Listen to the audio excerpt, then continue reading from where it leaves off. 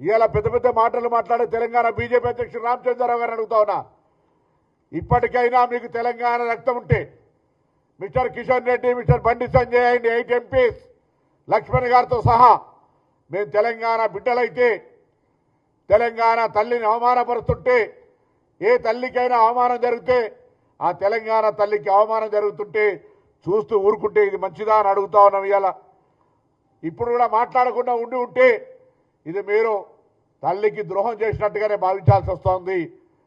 ఆనాడు శాసనసభ్యత్వానికి రాజీనామా చేయకుండా పరారైన వ్యక్తి ఇవాళ తెలంగాణకు సంబంధించి ప్రాతినిధ్యం వహిస్తున్నప్పటికీ మంత్రిగా తెలంగాణ ఏర్పాటును ప్రధానమంత్రి మాట్లాడినప్పుడు అంటే భయం ఉండే కావచ్చు, మంత్రిగా తీసేస్తారని మాట్లాడలేదనుకున్నాం.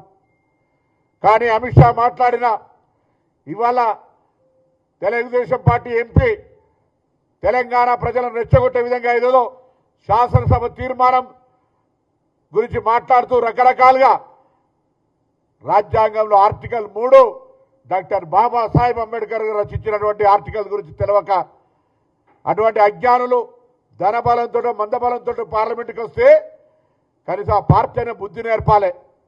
ఇలా సౌహృద్భావ వాతావరణంలో